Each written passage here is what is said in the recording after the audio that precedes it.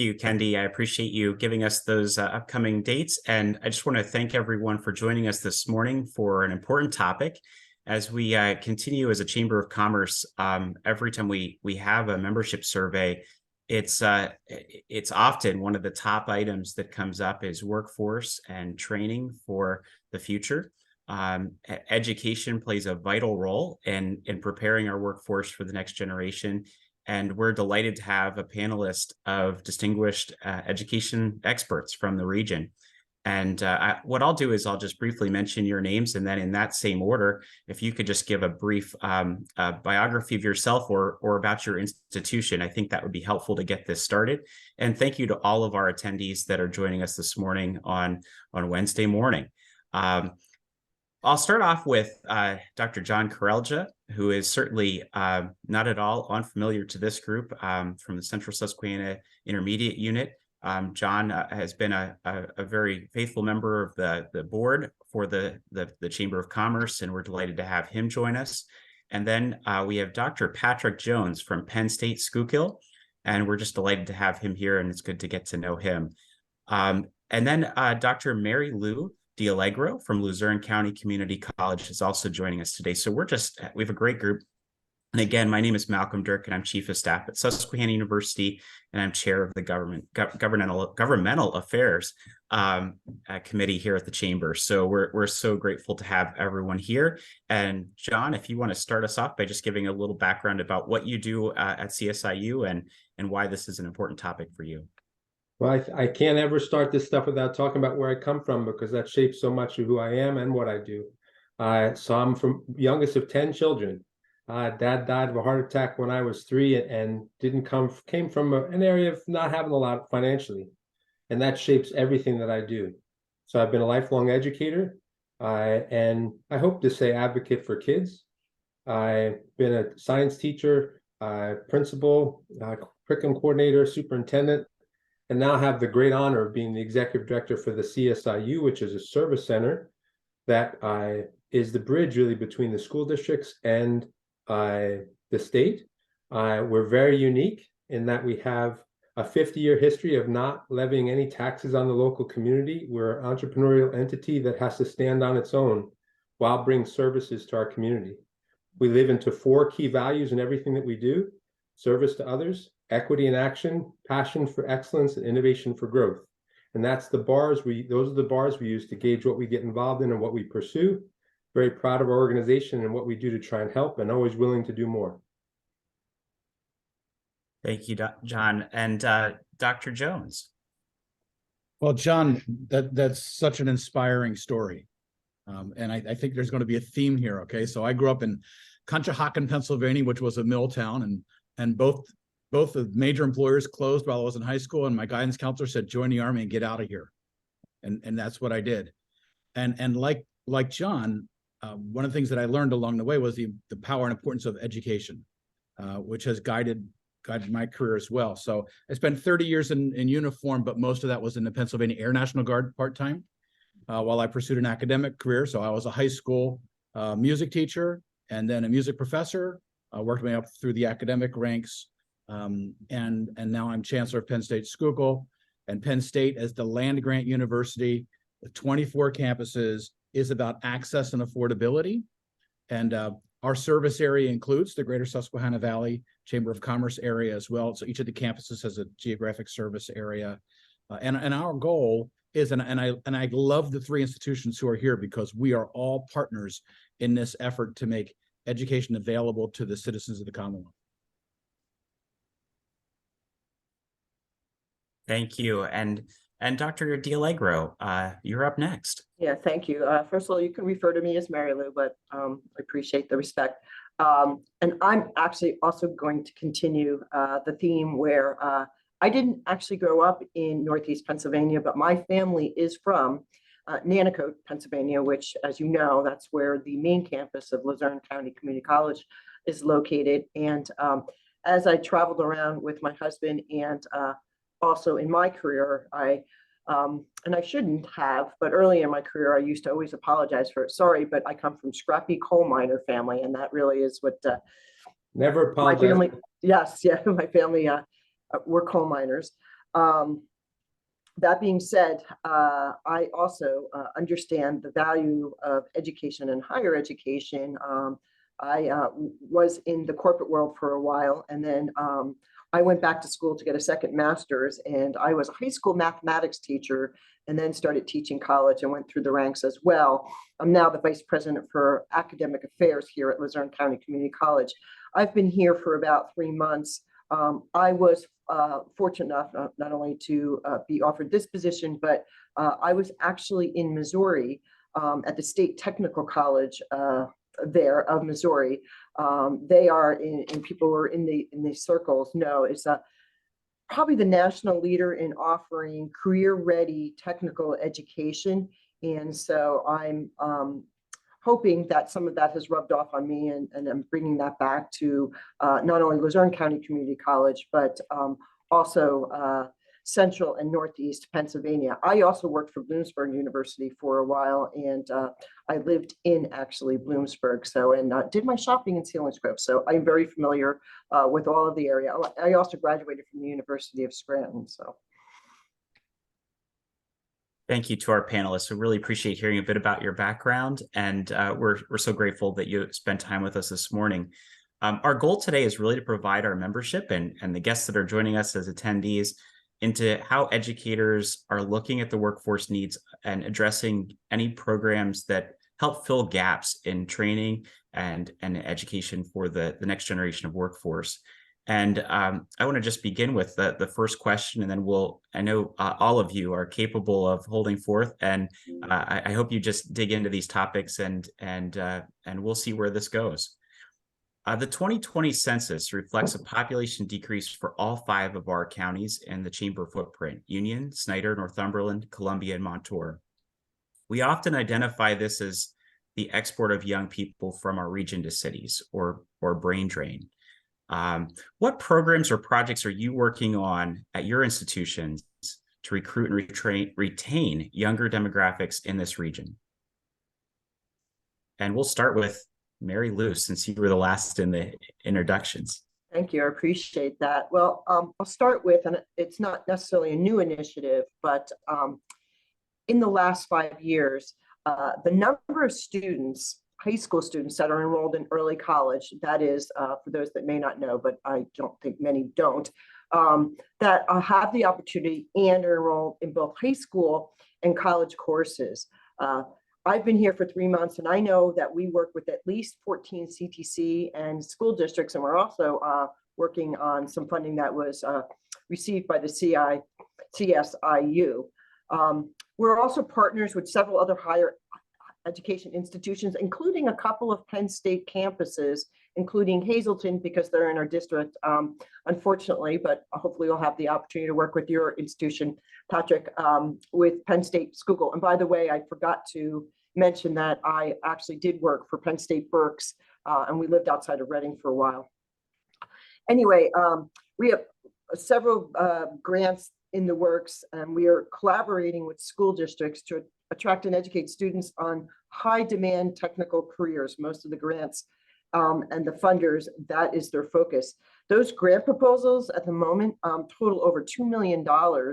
And for the most part, with that funding and what we do presently is to recruit and retain really underserved populations, many who can't really afford college unless they are supported financially with what we call wraparound services, such as transportation, access to food, nutritious food, hopefully, and health services. In fact, we were in the news last night as we opened a food pantry in our Scranton campus center.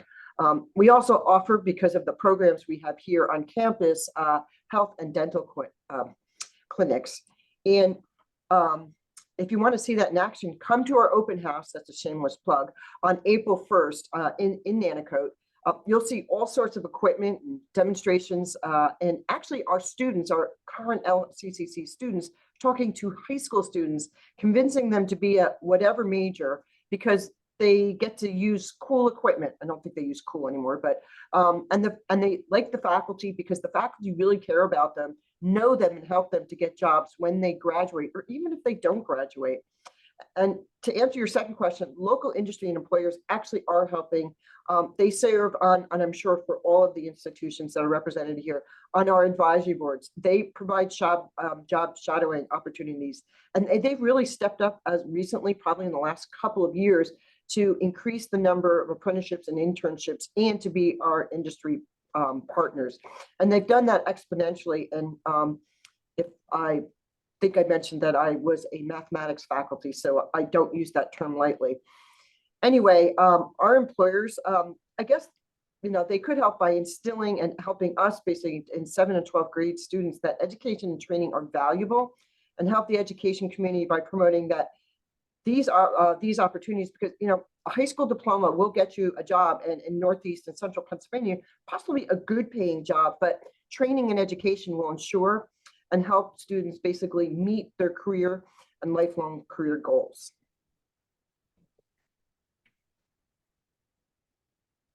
Thank you, Mary Lou. I appreciate that. And I also want to thank Luzerne as a partner of Susquehanna University, as we have an articulation agreement with your institution as well. And it's again, I think much of the future of higher education requires those dual partnerships with high schools that, again, develops a pipeline for students with all levels of means and interest. And I'm delighted to hear more about Luzerne's efforts. Patrick, we'll turn to you next. Well, thanks. And I'm going to build off of what was just said, and I'll start with the question. So the question started with the 2020 census. And that's correct. It has shown a decrease, but we're going to see an even greater decrease starting in 2026. So what in higher ed we refer to as the demographic cliff. And it's going to be a deep decline of high school graduates starting in 2026 and lasting at least 5 or more years. And this is because of the Great Recession. People had fewer babies. And now, coming on the heels of that, we're then going to also get to the decreased birth rate with COVID.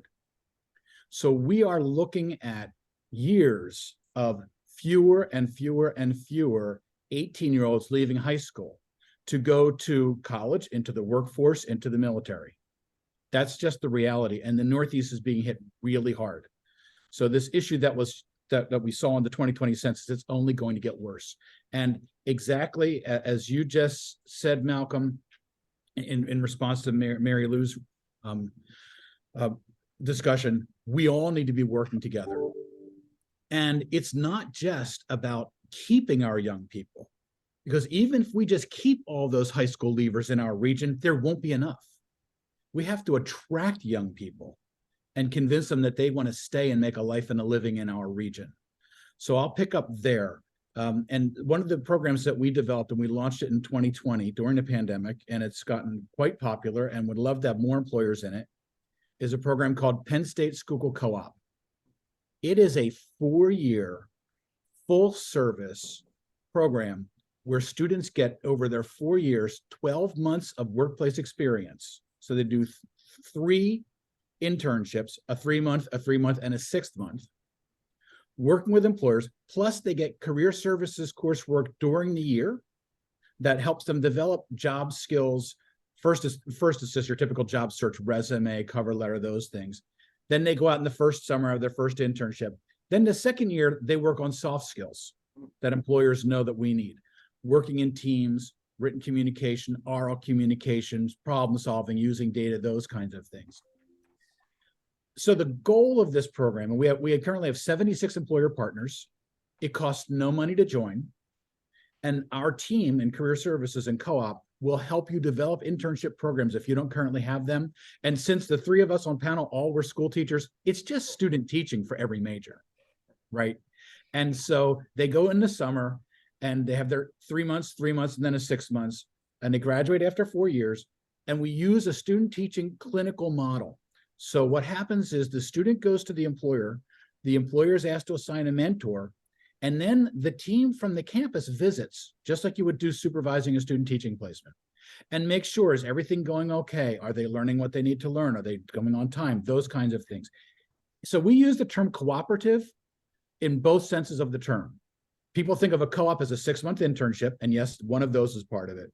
But cooperative, it's truly working with the employers to design and deliver. We have programs regularly with the employers. They do all kinds of things for us on campus. So they'll do mock interviews. We have a big career fair happening on Thursday. One of our local business owners has a men's store, and I saw him on campus one day carrying a bunch of ties, and he was going to teach the students how to tie ties. So it really is cooperative. Employers love it. Students love it, and we're seeing the impact already. So the students who are in this program have a higher GPA than the campus average. So last year, the co-op students had a 3.4, and the campus was 3.22. And then the re-enrollment rate, so those who chose to come back, because in higher ed, we talk about retention. Retention is really a measure of who you lost, right? But actively coming back, the students in co-op last year, 93% returned in the fall for classes. Campus-wide was 82. It's because of our employers in this partnership. So if we can work together to attract young people to come, work with the employers and stay, as well as all these efforts to keep young people here, I think that's the recipe for success. Patrick, I appreciate that. And certainly in higher education, one of the things we often try to cultivate is those mentor relationships or other touch points where students develop those strong connections and bonds with someone who cares about them. And you know, that model you're suggesting there, the student teaching for all majors, that certainly is right on the mark. If you're interested in what Patrick mentioned about the demographic cliff, there is a book by Nathan Graw. He's on the faculty at Carleton College, and it's called Demographics and the Demand for Higher Education. For those of you that are wonks in higher education circles, you might want to pick up that book. But again, as Patrick mentioned, we are facing that major demographic decline in the coming years. And in fact, pre-pandemic to post-pandemic, we already saw 1.2 million fewer students across the country go into higher education. So that's another important point to make as we all emerge from the pandemic. There are going to be some substantial gaps in training and education of the workforce when you see that kind of decline. And that's not a decline in the number of graduates, but the decline in the number of people that elect to continue their education. So very good point, Patrick, and thanks for bringing that up. John, I'll turn to you next. Happy to weigh in. Another part about myself I didn't share, I have 3 children, 29, 27, 25, and promised them all we would pay for them to go to a state school. And then if they chose to go to any other school, they had to pay the difference. And each one of the kids made a decision that was good for them in terms of how they handled that. But right now, if you make that commitment to your children in Pennsylvania, one child is going to cost you upwards of $125,000. Now, in our region, that's extreme. That's an affordable school. In our region, that places people in the state of Pennsylvania. The college debt is number 2 in the country. Number 2 in the country in terms of people coming out with debt. So if you want people to talk about economic development, and you have kids that have student loans that they're going to be shouldered with for 30 years or 20 years or whatever it is, it's very difficult for them to contribute to the community with that kind of debt. So how can we find ways for our local students to lower that debt? And I will tell you, Mary Lou, I look forward to talking to you more. 3 months on the job, boy, do we have conversations about the partnerships we can do between Luzerne County Community College and the IU, but also the local school districts, because we know that a college credit from an established institution like Luzerne or Penn State or Commonwealth University is going to allow kids when they're in high school to matriculate faster through the system in order to graduate in sometimes 3 years, or which is an increasing rarity, 4 years. To actually get them out in 4 years is a challenge. So that's a critical part of this work, is how can we find ways to establish partnerships between higher education and the K-12 system so that kids are in school, in college, while they're in high school. We have great examples of school districts right in our backyard that are graduating kids from high school with an associate's degree. I think that's not out of the question for the future to make that happen. And then when they're going, they're making excellent decisions about where they're going to college so that they have an understanding of what they're good at, what they're passionate about, where they're going to be able to find a job that's going to be able to be a family-sustaining wage. So how do we do that? We have to establish these partnerships. So while Mary Lou talked about Nanticoke, I'm going to introduce you to 3 campuses of Luzerne County Community College that are in our footprint that we can develop partnerships with our businesses to create technical training in these schools so that kids can stay in the region and not have to go outside. And I hope we can keep building that partnership, because even the businesses that we know would be glad to have those trainings in their shop to do that. Yeah. So the employers didn't have to go a great distance. So that's just a small part. Now, the next thing is that what we do as an organization at the CSIU is bridge the gap. So we have things like Yes to the Future, which is 16 to 24-year-old out-of-school youth. And we help them find their way. They may have graduated from high school but can't find a job. We provide paid internships to help them find work. We have adult education training where people have fallen out of the workforce. They don't have a degree, a high school degree. We help them not only build up their reading skills, but get their GED and find their way into a school to get training. We have early college programs that we've talked about. We've built up partnerships with Commonwealth University where they are giving kids upwards of $8,000 a year reduction in tuition rates as a result of their GPA and how they do in high school. We know, Malcolm, at Susquehanna, the partnerships you've established with the LCC and what you're doing to try and help them get through Susquehanna, which is not the most affordable college in the world, but get out of school with the least amount of debt possible, which we so appreciate. Because these kids in our communities, this is the thing that I love talking about, they actually want to stay here. Many of the people that grow up in this region actually like this area. They're not actually trying to flee out. So if we can get them hooked when they're in high school, in apprenticeships, in co-op programs, in programs where they're working in the local workforce and get their hooks into them, we're going to find we can hold on to them. And there was a time where higher ed had it really good, where kids were coming their way and there was no issue in terms of enrollment. And it's not, I'm happy to see that they're more motivated to find programs and partnerships with K-12 so that we can make it more affordable for kids and more effective. So I think that Patrick said access and affordability. I agree. And we have so many opportunities to do that with our local partners, which are community colleges and higher ed, public and private, to really shape things to be bright for our students in our region. And for those that are in the workforce already that want to change careers, we can do that too. Thank you, John. And I think John raises a great point about affordability and higher education. And I think, all of the institutions represented on this panel are clearly interested in that. There is much talk about free community college and other initiatives out there, but I do want to shine a spotlight on the Pell program, which again is a federal program that provides aid to students with demonstrated financial need. Oftentimes, the very highest level of need is met by Pell grants.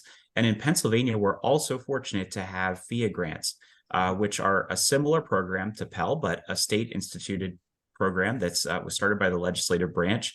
And those two together can help greatly with our students with high financial need. And I'm just curious, Patrick and Mary Lou, if you could share your Pell eligibility account, if you're the percentage of students or thereabouts of number of students that are educated at your institutions that are Pell eligible. But again, I think John's point is well taken. All of us in higher ed look to try to keep our graduation rates high, focus on retention of students so that they build those meaningful connections, because the worst thing that can happen is a student starting and leaving and encountering debt, but not coming to receive their degree and the training that they need for the next workforce job that they have. So that's something that I'm so pleased that all of us are dedicated to. Mary Lou, do you want to start with that Pell number? Yeah, so 80% of our students are actually eligible for some sort of aid, FIA or Pell, and I believe about 65% because the bar is a little bit higher. And there are actually gradations of the Pell money grants that you can receive depending on what your family income or your household income is, but that's about 65% here. And actually that's kind of blowing into some of my response for the third question, but it is a good point. And John brings up a good point about when students graduate, they can get good jobs, but they are laden with debt. where they're not necessarily able to do all of the things they thought that they could do when they graduated from college. Also, I have to, if I could just basically also piggyback a little bit on what Patrick said, there was just a publishing of a study from the Student Clearinghouse. That is actually an agency that's run by the federal government, but they actually keep track of students, where they are and where they possibly go. And I believe all three of our institutions, well, CSIU, I guess you would have access to that too, but we use it to see where students go if they do not return to our own institution. So as Patrick said, we talk about retention, but what it really is basically knowing the percent and knowing what students or who the students are that leave. Anyway, the number of degrees that are conferred in the last 2 years has dropped by about 3%. But the number of short-term certificates and short-term training completions has grown by 9%. So I think all of us are evolving to where we're offering some more short-term training. And that's where I think the partnerships between all of our schools, Malcolm, Susquehanna University, and John with CSIU, and Patrick with the Schuylkill, but also all of the Penn State campuses, in basically providing those high quality short-term, I'm talking not semesters and semesters, but a semester even shorter than that, training, so that high school students and also working adults can see the end and can also see what will happen after they graduate or complete those programs. Patrick? So we are 46% Pell eligible on our campus. And just to be clear, because when people hear Penn State, they think University Park, right? But there are 24 campuses of Penn State. And I'm really glad Mary Lou keeps mentioning Hazleton. So Hazleton is about 40 minutes from Schuylkill, right? 96% of Pennsylvanians live within 30 miles of a Penn State campus. Then of those 24 campuses, that includes special campuses like the Dickinson Law and the Hershey Medical, but 19 are undergraduate, like Hazleton, Mary Lou mentioned, Berks, Schuylkill. So most of us 19 are undergraduate, and we are mostly local. So for our campus, 92% of our student body comes from Pennsylvania, Penn State Schuylkill. About 76 are from Schuylkill County. That's how local they really are. 54% are first generation, and 46% are Pell eligible. So when people think Penn State, part of our challenge is to get people to understand what Penn State really is as a statewide university of very different kinds of campuses. Most of them are small and serving a local population of high need. Sorry. Thank you, Patrick. That's great. And we have a few, just another couple questions, and then we'll allow the audience to chime in. And I did want to recognize that we do have one that has already put their question in chat, and we'll get to that shortly. But Kendi's going to present something, share her screen for this next question to give us an additional prompt.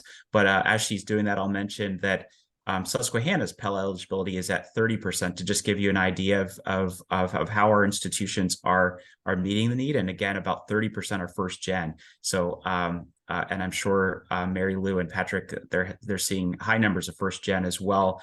And I think this panel should, and the guests should realize that the challenges with first generation education is that there's a whole system and vocabulary you have to navigate as a new student entering higher ed. People don't know what a bursar or a registrar is. So it's important for our institutions to help navigate what that language of higher education is, and be a resource for all of our students. As you can see, Kendi has put up a chart here that's really interesting about labor force participation rate comparing 1980 to 2023. During the economic forecast, Dr. Basu, who always does very colorful commentary on economics, reviewed the change in labor force participation rates in this time period. And you can see the attachment here. Looking at the data, how has education factored into the shift in labor participation, and what role can education play to ensure that everyone can actively participate in the labor force and has an opportunity to do so? Boy, we'll start Patrick, I think you're up first to answer this round, and we'll try to make sure I don't put anyone on the spot first too often. So I'm going to have to speculate on some of this, right?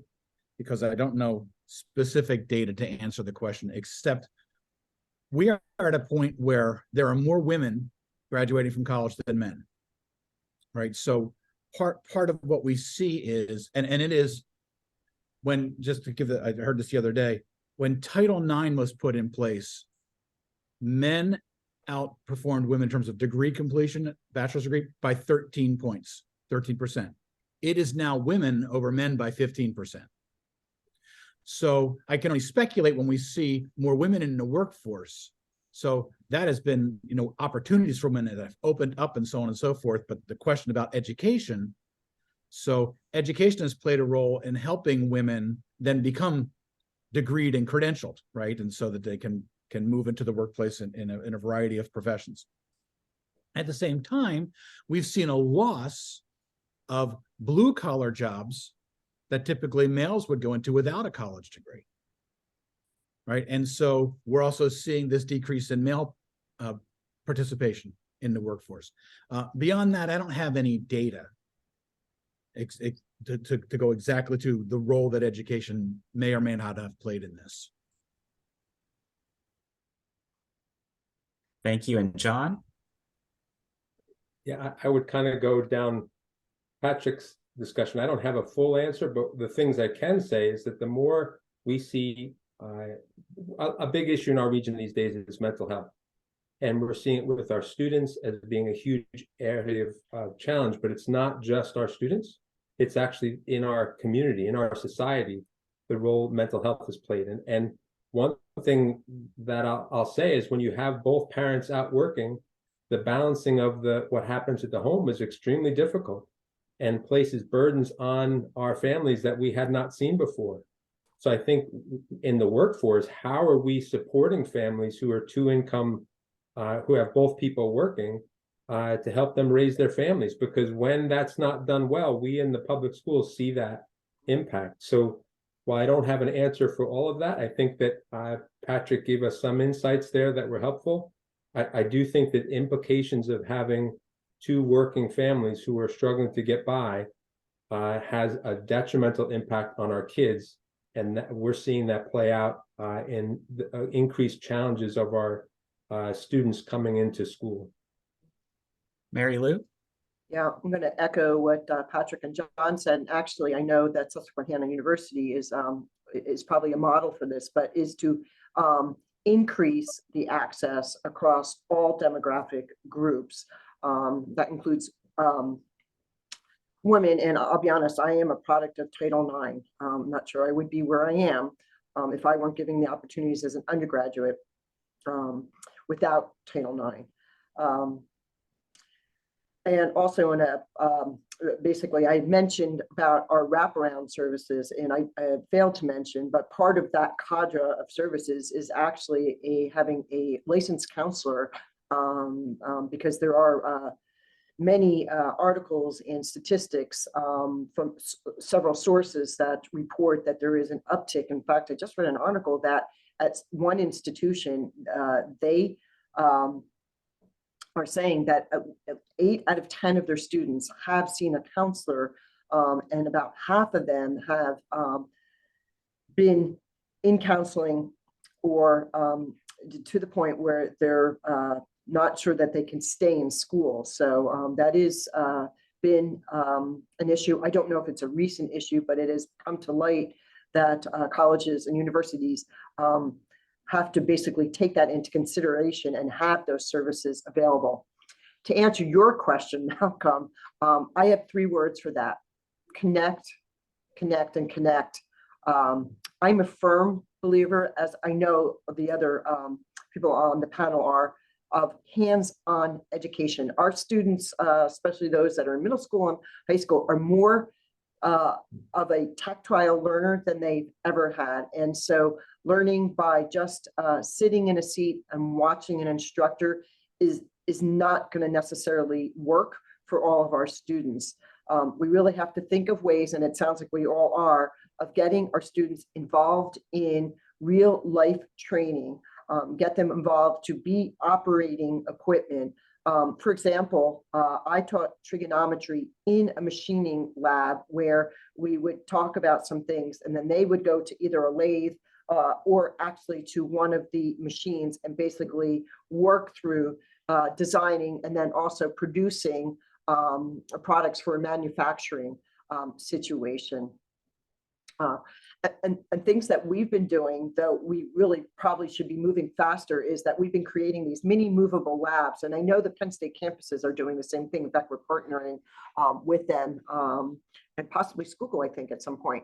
But these are classroom kits that with machinery, robot arms, and other supplies that I can't say it's completely mobile, and there takes some doing, but we can put literally what was a huge lab in our physical locations, put them in a van and bring them to other sites so that middle schools, even grade school and at other locations could get a sense of what the possibilities and what actually work really is in the 21st century.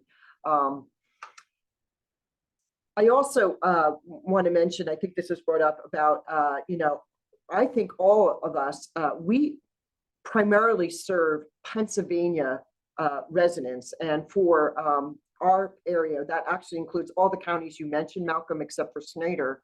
About 90% of our students are from the 7 counties that we serve. We also go up north to Lackawanna County. But with that, our students aren't necessarily, and I think, Patrick, you see this firsthand, and you probably do to some extent, right, Malcolm? Our students are from Northeast and Central Pennsylvania.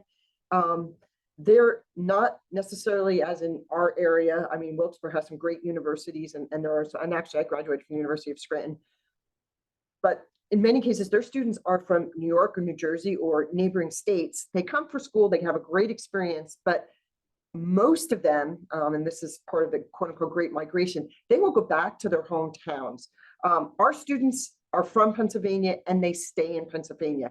I think the rub is that they don't know what's possible for them. And that's where everyone on this panel and those that are listening, this is where basically we need to have a concerted effort and some collaborations. And I know that's going on, but more of that so that we can instill in our students at middle school and maybe even earlier what the possibilities are in Northeast and Central Pennsylvania. And I'll get off my soapbox now.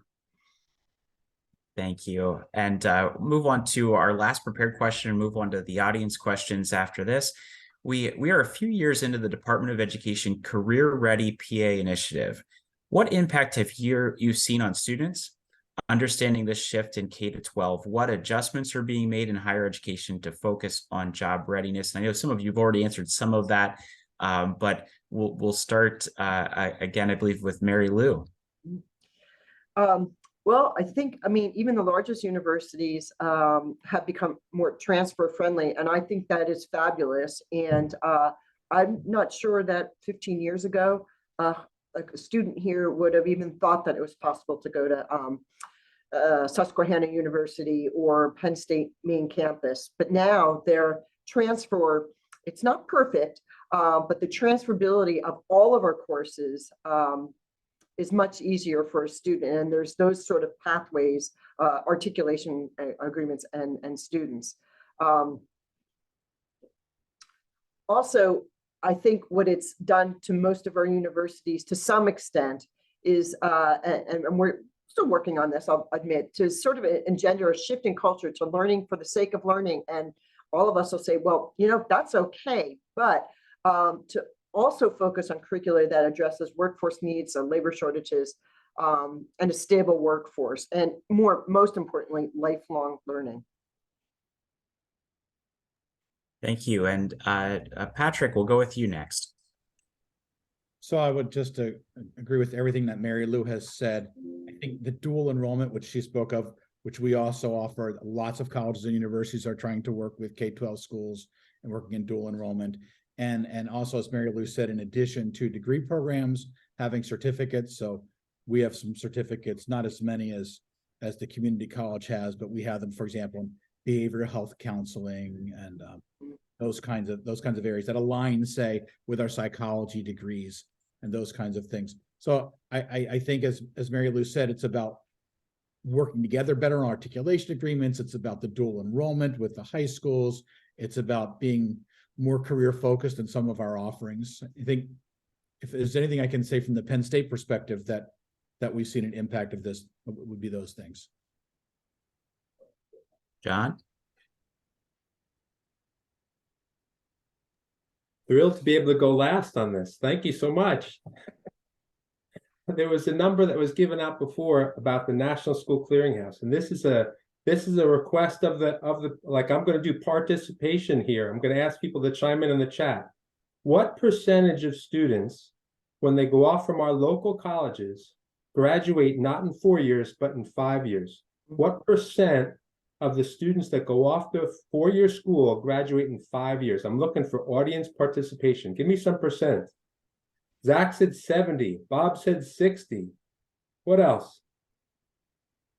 Melissa Day. I'm not giving that one away. She knows too much. Jennifer Taylor, 75%.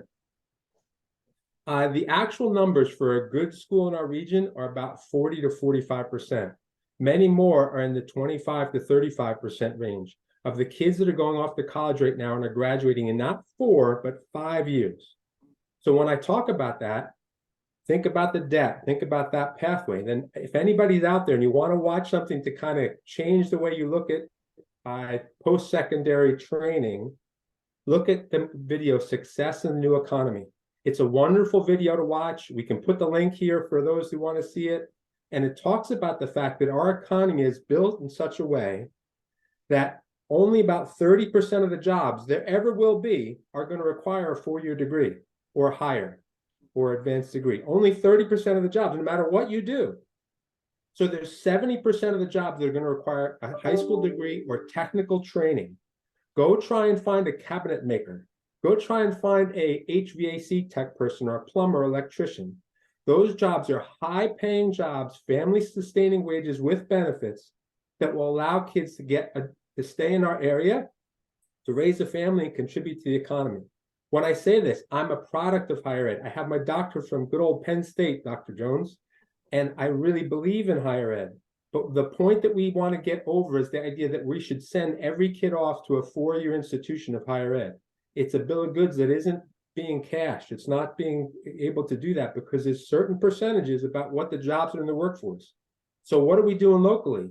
We have a thing called Path to Careers webpage that's part of Advanced Central PA. It's sponsored by many of our local United Way, and it's part of our local school districts where kids can get on the site, businesses can get on the site, and they can find partnerships between businesses and schools for kids to get opportunities when they're in high school to try and see what's going to be best for them. That's going to be beyond just going to a 4-year school, and that's going to make you successful. A 4-year school can make you successful, but you better go there knowing what you're interested in or what you want to explore or what the job market is that's going to allow you to earn a family-sustaining wage. So this is very important. Path to Careers webpage. Businesses can join on that. Parents can get on that. They can find these connections. School districts are on that to try and bridge that gap in the workforce. The other thing, success in the new economy. If you want to really understand what the workforce is like, that's going to be like in the future, please give that video a link, and I will drop it into the chat in case you're interested. Thank you, John. And I have to brag a little bit about our institution's 5-year grad rate. We're at 73.3%, John. So we're very proud of that. That's excellent. I'm talking about the kids that leave high school. So if you're a high school student, that's high school number is that really ranges about 35% graduation in 5 years. Your institution as a higher ed, that's a different story. You guys do a great job. So does Penn State. I think they have a higher graduation rate than the national average. And since I'm a data wonk, I'll just say that nationally, the 4-year graduation, whoever said 35, oh, Melissa, you know too much. That's about right. And actually what institutions report out more often than not is actually their 6-year graduation rate. So giving them 2 extra years, and that on an nationally, that average is only 60%. We are fortunate that in Pennsylvania, most of the institutions, including Susquehanna and Penn State, have higher graduation rates. But most people think you go to school and 4 years later, all of your students that have entered 4 years earlier graduate, and that is absolutely not the case. That's right. And I'll turn to our first question from our audience. And this is from Bree Affelbaum-Kula. So thank you, Bree, for this question. For those trying to attract and retain employees in our Valley, what feedback are you getting from your students about what they are looking for in their community employment, benefits, childcare, recreation, etc.? What is the holistic view so that they choose to stay as young professionals? And boy, we'll start with John here since he was last. Happy to go first. I think that we have at the CSIU, we have about 600 employees, and we are seeing a very different workforce than what we once had. People want to see value in their work. They want to see that they're making a difference. They want to know that their employer counts, that values them. You can't just take it for granted that your employers are going to be there. The labor market is such they can go in many different directions to get a job. I think that those kind of supports, our organization is investing a lot of time and energy into this idea of belonging, so that when people come into our shop, that they feel like they're supported. We provide we pay for college credits regardless of your position. If you're a custodian or if you're a lunch aide, we're going to pay for you to go back to school. Those kind of benefits are the kind of things that people are looking for. So quality of life, I think, for our young people is much more important than it might have been in the past, more than just how much money they're making. So I think that's an important thing for us to remember, and they are looking for meaning in their work. So those are a few bits about what the current workforce, the younger workforce, is seeking and looking for in their jobs. Patrick?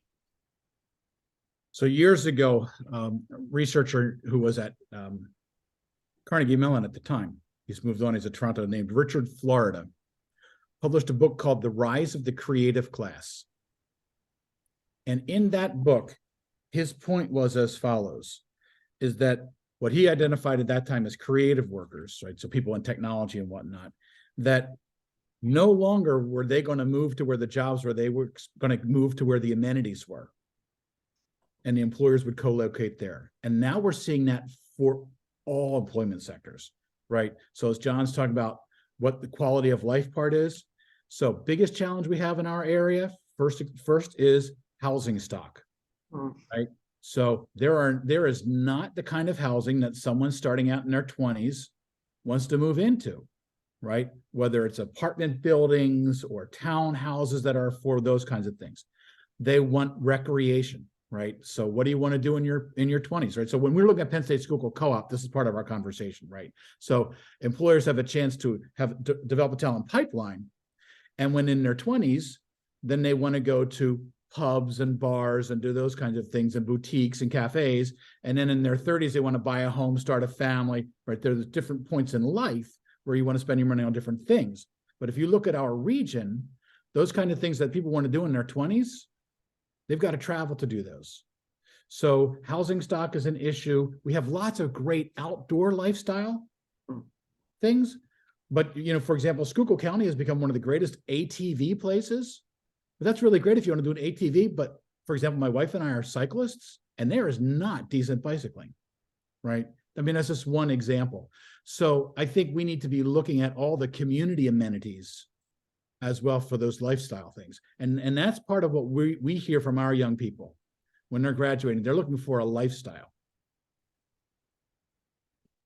Thank you. Mary Lou?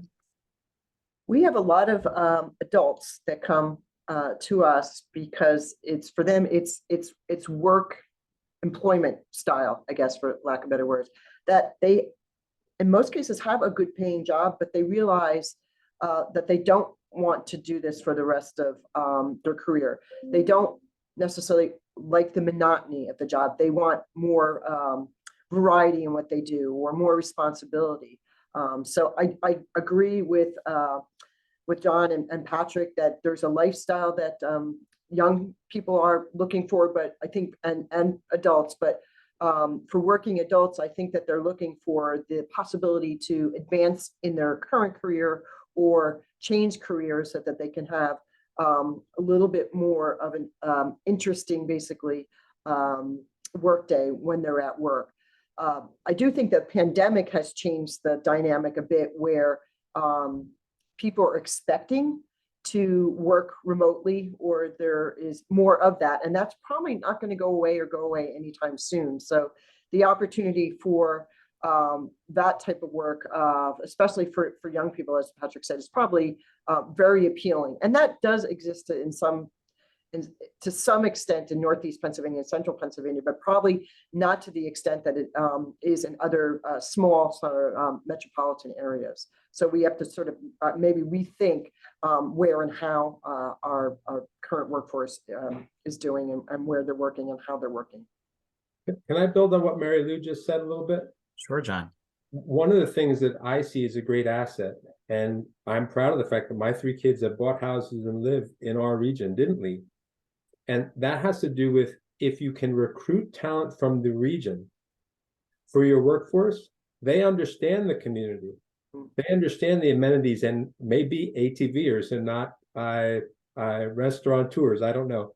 But the point being is, if we can find ways to dig our claws into those kids, successful kids that want to work, because these kids in our region tend to have a very good work ethic. They have a very good family values because of where they come from. If we can hook into them, we're going to be much more successful growing and developing them than the idea of bringing people into our area who aren't as familiar with having schools closed on Deer Day for Yes. So I think that there's that piece that we need to grow our own talent. We need to get our hooks into these successful, hardworking kids that are coming out of our schools and get them into our workforce. I can just respond to something, John. I couldn't agree with you more. We're working to keep our local folks, but there just won't be enough. And that's the demographic cliff, right? So if we don't attract young people to come and to stay, then employers will be forced to automate more and leave. So we can't just depend on our local folks, and that's just because the demographics aren't in our favor. We just heard from Dr. Rue, we were talking about that if you eliminate the Philadelphia area and the Pittsburgh area, that the state of Pennsylvania is the oldest state in the country. And I think, Patrick, that's what you're getting to, that Geisinger's scared to death of exactly what you're talking about. As we age, where are the workers going to come from? So to both of you, how are we going to recruit more? And I gave the thing about holding on to our own, but I do think that if we create a home for businesses where they can find a stable workforce that's got a certain quality of life, that we can recruit more in. I guess maybe that's something we have to talk more about.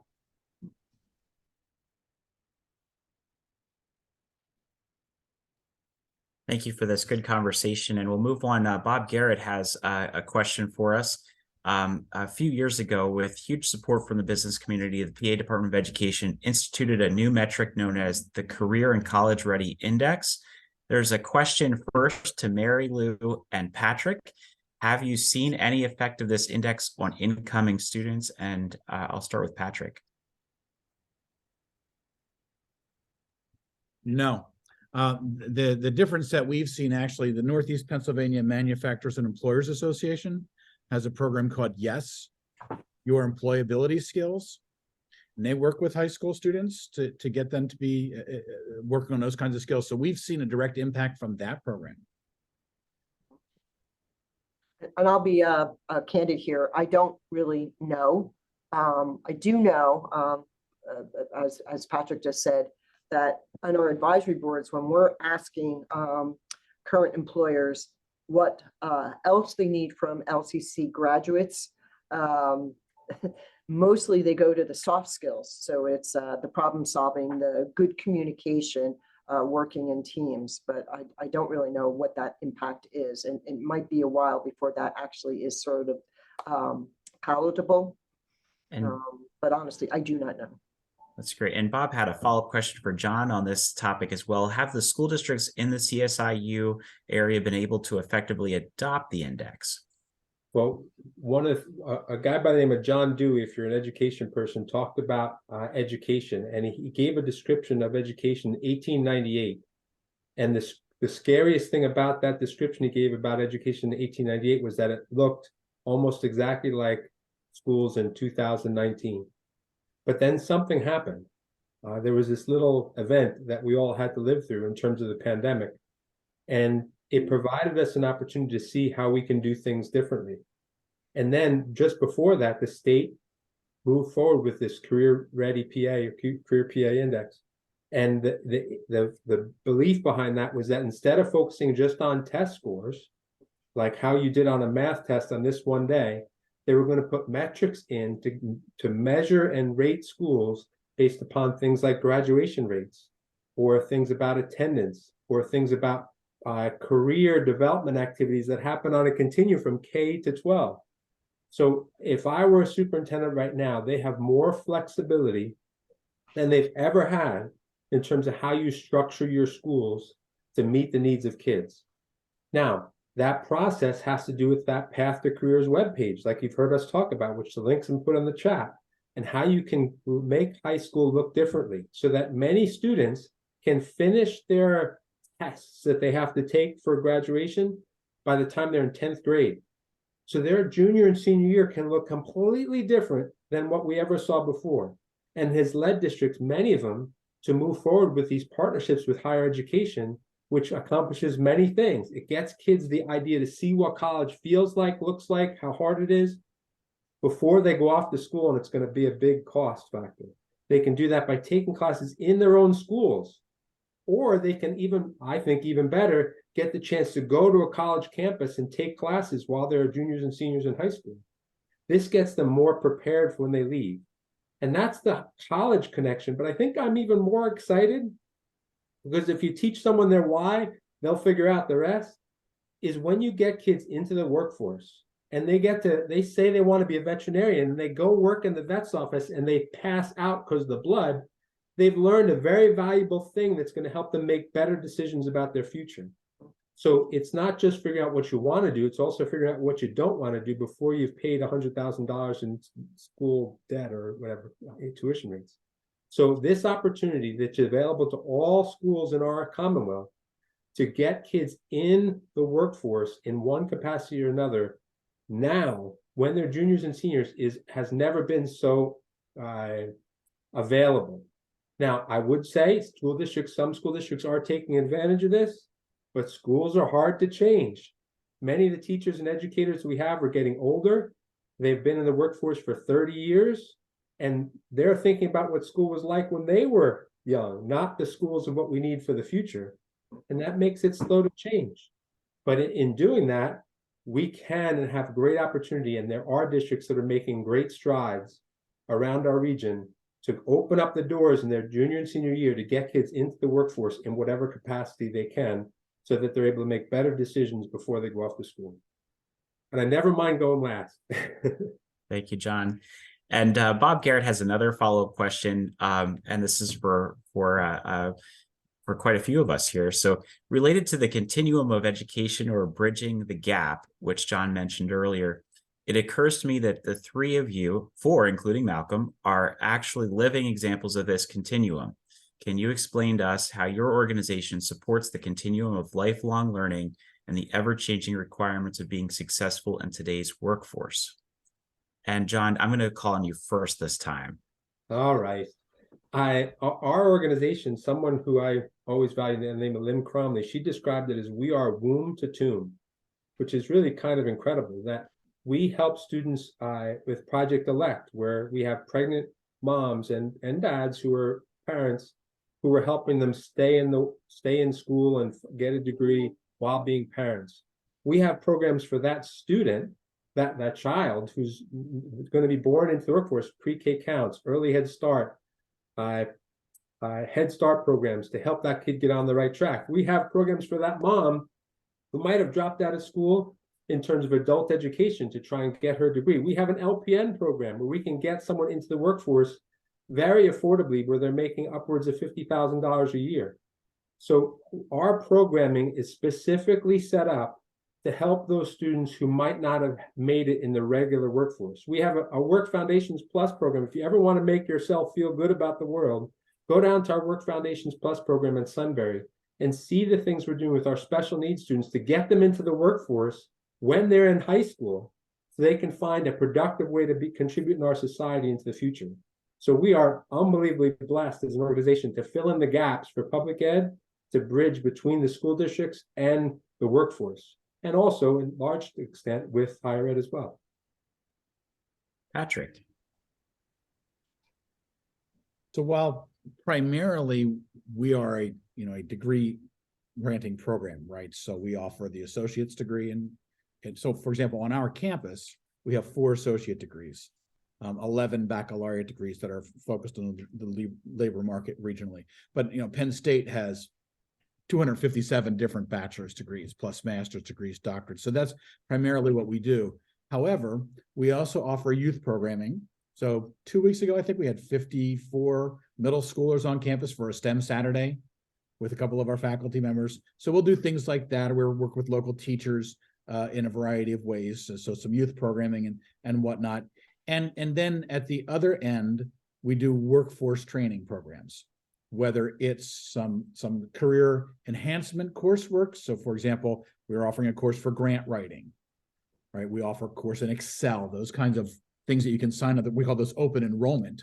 Anyone can sign up. But we also do a lot of specifically designed contract training for employers.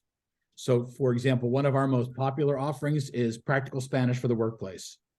And it's geared towards supervisors in the workplace and their plants where a lot of their employees are Spanish speakers. So we'll go into a company, we provide that training on site in a contract. So, we as I mentioned before, some youth programming, dual enrollment programming, primarily though it's the associate, baccalaureate, master's, doctoral degrees, and then workforce development, entrepreneurship training, those kinds of things. Mary Lou. Yeah, all good stuff and all of the above. Many of our programs in our social and behavioral sciences, advanced technology, and our health sciences actually have credentialing or a certificate that's embedded in the program. And with that, students are expected to attend and participate in training webinars. And they also see firsthand when they're out on their internships or apprenticeships that it's not just doing what you're doing and going home, but there is additional learning. And I also think that the power of being in a workplace setting is that they see how rapidly technology and what they are doing is changing. And so what they are doing maybe in tooling or computer coding maybe is not stagnant, and that in 6 months they will have to learn something new. So that is all embedded in our curriculum. It's not to say that we couldn't do more of that, but in most of our programs, that type of sort of lifelong learning is sort of an expectation when they graduate. That's great. And I know we could all spend a lot of time on this topic of all the ways we connect to the community. I'll just say a few highlights for Susquehanna's perspective.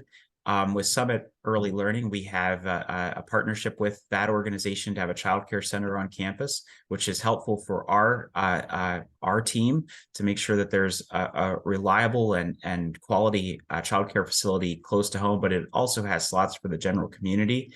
There's never enough, though, as many on the panel know. The other thing we do, we have quite a few camps and other outreach to regional school districts. Our student teaching program has its fingers in districts all across the region. And one thing that we're really proud of is we do have dual enrollment agreements with all of our area high schools. Primarily, we see individuals from Selinsgrove, Schuylkill school districts in particular coming. Those are our bigger populations that are served. But over the last 10 years, we just did a review of how many students took college credit courses at Susquehanna in their junior or senior year.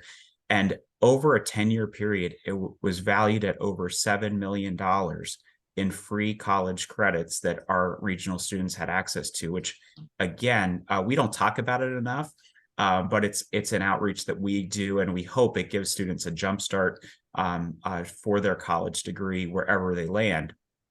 As you continue through, we certainly have so many degree offerings. We just added criminal justice as a major that will be offered because there is an increased demand there. And I'm sure my colleagues at the other institutions know looking at light cast data is another way we're informed of what what's the leading edge of what people are asking for? Where are we seeing students move to other institutions because we're not meeting that need? So we're always looking at what programs need to be added to our curriculum.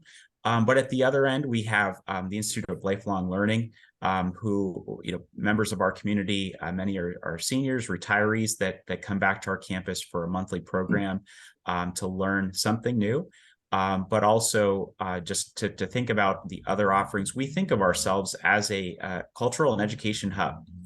So most of our programming that we offer is free and open to the public.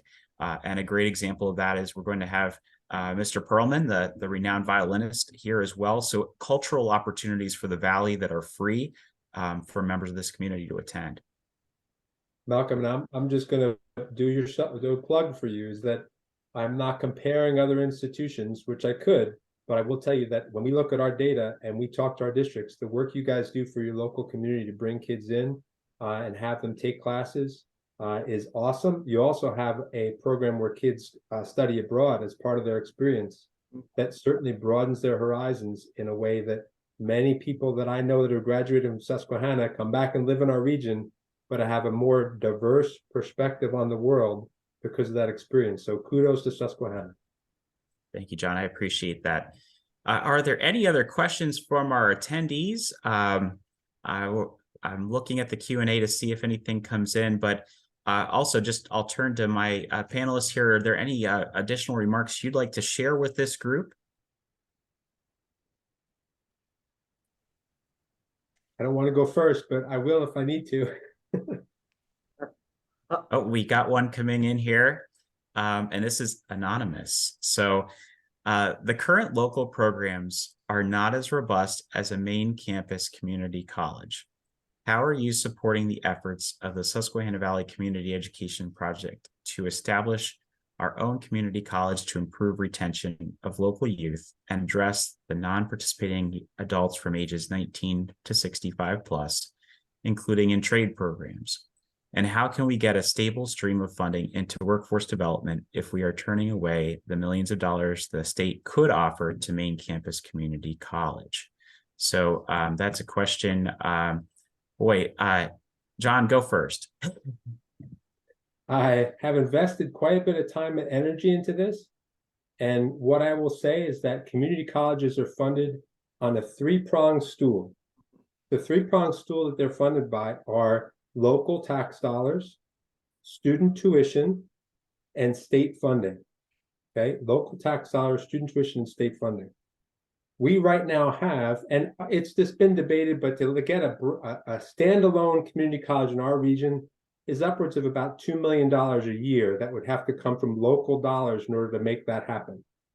Right now, we have 3 branch campuses of Luzerne County Community College, and guess how many dollars are being spent locally from our families that are being taxed to support that community college?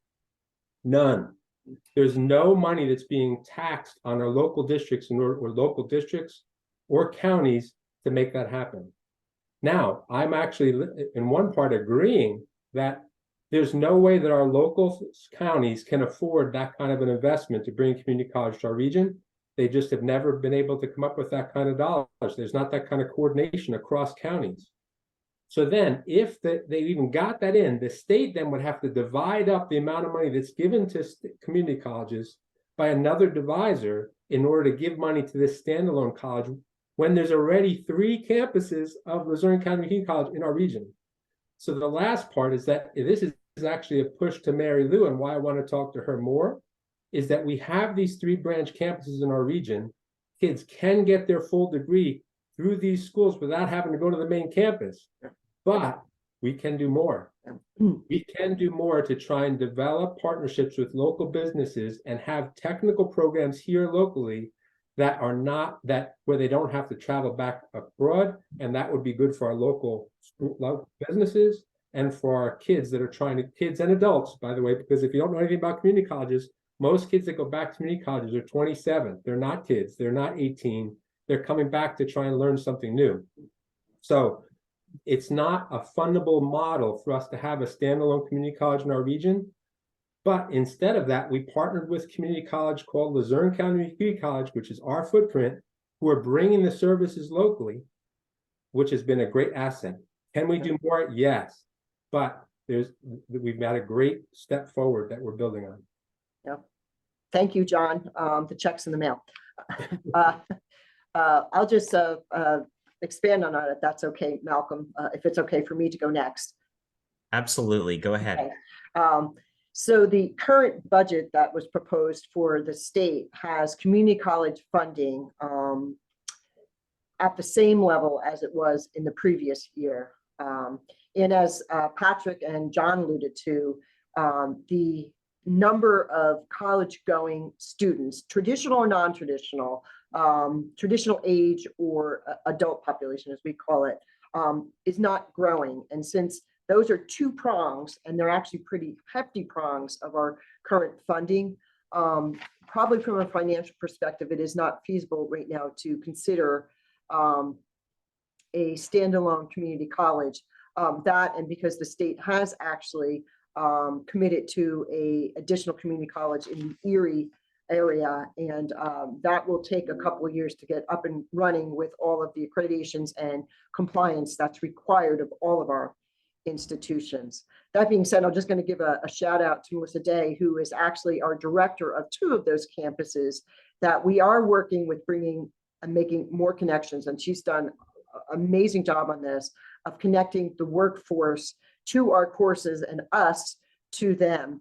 I am working with all of the department chairs that for all of our 7 campus center locations, that there is at least 1 or 2, depending on the size of that campus, standalone, as you mentioned, Malcolm and John, program. And that program would be amenable to what the workforce needs are in that area. So for Berwick and for Watsontown, those are centers that are in your area. We are considering maybe some more healthcare, early education, because that is only partially the workforce need, but those are programs that we're hoping we can move more classes or have additional classes so that students don't have to drive all the way to Nanticoke, because in some cases that just isn't going to happen. It's not feasible. We do offer about 25% of our classes are either online completely, or they're hybrid, meaning in most cases what they come to campus for, or a campus for, is for their testing, because we have very strict rules on basically authenticating who our students can do and what they have access when they're taking tests for graded assignments for final grades. But with all of that, we believe that we can have some standalone programs at each of the campus location centers so that students can get the training that they want when they want it, and then be in the workforce as soon as possible. Thank you. And I don't know if Patrick has anything to add to this, but I will just add one more topic that I think is important for all of us to consider. The model that Luzerne has rolled out in our region does not require standalone administrative structure. We're taking advantage of the administration that's already existing for Luzerne County Community College. If we had a standalone facility, they would have to have a CFO or someone who's minding the books. You'd have to have someone who's the administrative head, someone doing academic and instruction. There are layers of need when you start something and it has no affiliations with other organizations. And what we see with Luzerne is we're benefiting from an existing model that is expanding with direct programming in our region. So I just again want to say we have Luzerne County Community College in our region. It is a benefit for our students. It's a benefit for our young people, and I think we need to remember that they're here and they're doing the work. They're doing good work. So and there's articulation agreements with them to connect with other four-year institutions. It's a win for our students to make degree progress, that continuum of education that we talked about earlier, getting off the ground. So I just wanted to add that. And so Mary Lou, go ahead.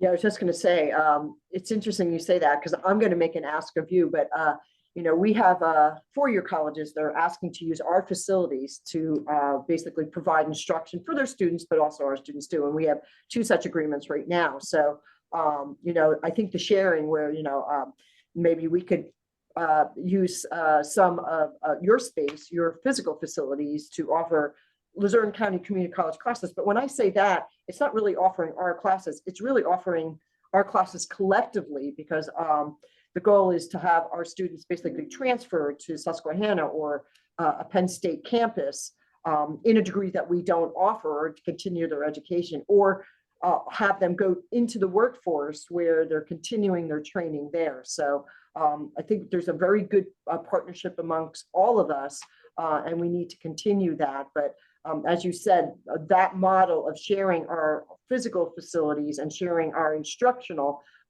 talent basically is much more cost effective for the Commonwealth of Pennsylvania. And frankly, because of the funding that is available to all of us, and that, believe me, we all spend an inordinate number of time for looking at alternative funding sources. But yes, not having that overhead, as you mentioned, makes higher education in Pennsylvania much more cost effective than it is in many other states. And I have worked in other states, and so I know that firsthand. One of the things that we can't fail to mention about our region is the level of poverty that we see in our communities. We can travel in certain circles and not see that. When you get into people's homes and you go to meet those that are dealing with significant challenges, when you talk to people like the United Way and you see the number of people that are living in poverty in our communities. So how could we, first off, ask them to pay a lot in tuition and think they're going to move ahead? And second, how can we tax them more for something we're already able to deliver in the current manner without it being a burden? So my advocate is for kids and for families in our region. It's not actually for Luzerne. They just happen to be the recipient because they're delivering the service that I think our community needs so badly. And we've all talked about the demographic cliff earlier in this discussion, and Mary Lou brought it up in her response, or John did in his response, I should say. It is important to note that if you look at trends across the state and across the nation, enrollments are down, and that's unfortunate, across all sectors of higher ed. The PASHE system, for example, there's been some tremendous declines in some of the campuses that are in the region, and we've all read about some of the mergers that have occurred in that system because of enrollment decline. In my mind, now is just not the time to talk about adding another campus. And I'll just say that again, and that's me speaking individually, not in an official capacity, but I think we have to be mindful that we have some activity here. We have some great partnerships that are already developed. And to again, we don't want to diffuse from those wonderful efforts. Moving on, any other questions from the audience?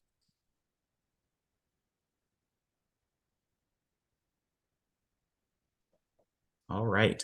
Well, I just wanted to thank our panelists. I really appreciate talking with you today, and for those that I'm meeting for the first time, it's great to meet you. And I'm sure we'll continue this conversation in other forums. And for all of our attendees, thanks for taking some time to be with us today. I know we're competing with an awful lot of other great things, but thanks for spending the time. And this was recorded, so for those that want to know more, you can tune back in, but look at the chat for those links to important other resources for you. Yes. Thanks again. Yeah, thank you for the opportunity. Thank you for the time, and welcome to the area, Mary Lou. No, thank you. Thank you. Have a good day.